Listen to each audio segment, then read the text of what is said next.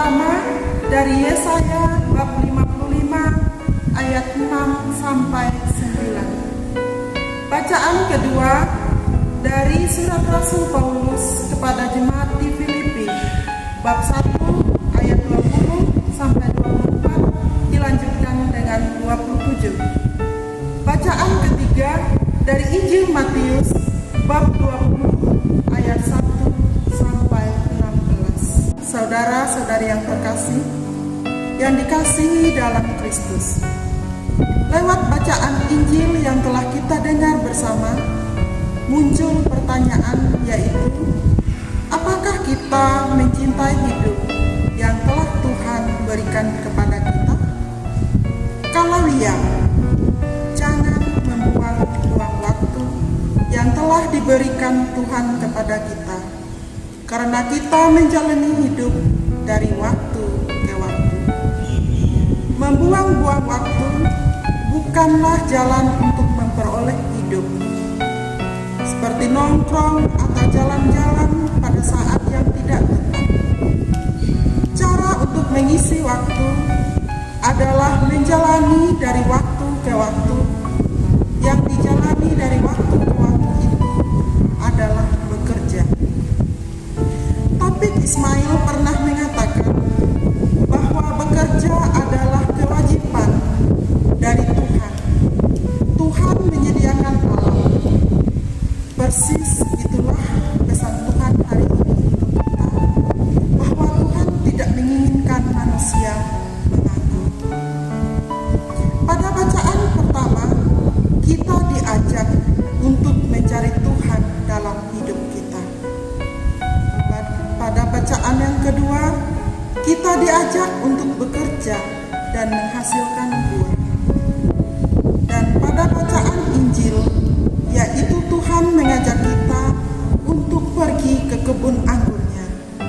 Ia menginginkan kita agar kita tidak menyia-nyiakan waktu yang diberikan Tuhan kepada kita. Bapak, Ibu, saudara-saudari yang terkasih, Tuhan menghendaki manusia itu bekerja, bukan membiarkan waktu itu berlalu begitu saja. Kehendaknya tampak jelas dalam seluruh perumpamaan tentang kerajaan surga hari ini. Dalam perumpamaan itu dikisahkan lebih awal bahwa seorang tuan tanah memiliki kebun anggur. Kebun anggur artinya Tuhan tahu bahwa bekerja menuntut lapangan kerja tertentu. Tidak ada pekerjaan tanpa lapangan kerja. Kita juga tidak bisa mengatakan seorang menganggur apabila lapangan kerja tidak tersedia. Selanjutnya tuan tanah itu keluar mencari pekerja-pekerja. Dalam satu hari dia mencari sebanyak 4 kali. Pagi-pagi benar pukul 9. Kemudian dia pergi lagi pukul 12, dilanjut lagi pukul 15, dan yang terakhir pukul 17. Setiap kali bertemu calon bekerja, ia berkata, "Pergilah juga kamu ke kebun anggurku." Suatu bukti bahwa di mata Tuhan, pekerja merupakan suatu yang penting sekali untuk manusia, dan karena itu Ia mau supaya manusia itu bekerja. Sang tuan tanah itu tidak mencari orang yang sudah memiliki pekerjaan, tetapi ia mencari orang-orang yang belum memiliki pekerjaan. Dia mencari penganggur di pasar.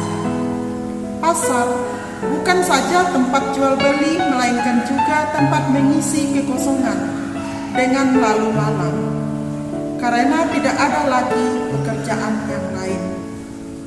Bapak, Ibu, saudara-saudari yang terkasih, Injil hari ini mengingatkan kita tentang beberapa hal. Yang pertama, Tuhan menginginkan kita untuk bekerja. Dia tidak mau kita menganggur.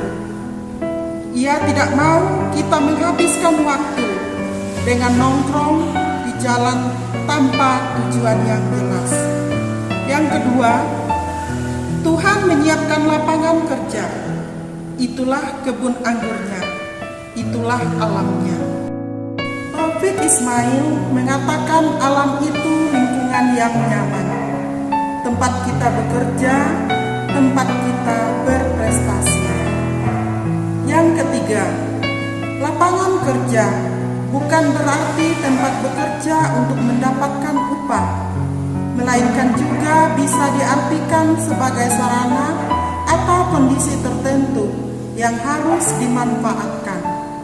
Misalnya, memanfaatkan perpustakaan untuk membaca buku, membantu orang tua, atau terlibat dalam kehidupan menggereja dan sebagainya. Sarana dan tempat ini merupakan kesempatan untuk kita bekerja dan berprestasi. Karena itu, kita tidak ada alasan untuk menganggur. Lebih daripada itu, kita sesungguhnya tidak bertanggung jawab dan mencintai hidup yang sudah dianugerahkan Tuhan kepada kita.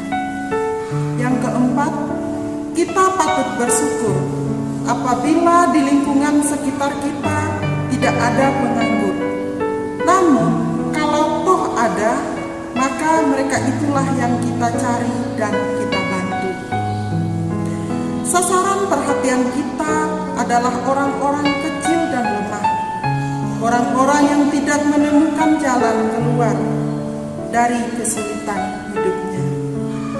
Maka, marilah kita rangkul mereka dengan cinta yang tulus dan mempergunakan waktu yang Tuhan berikan kepada kita dengan berbuat yang baik.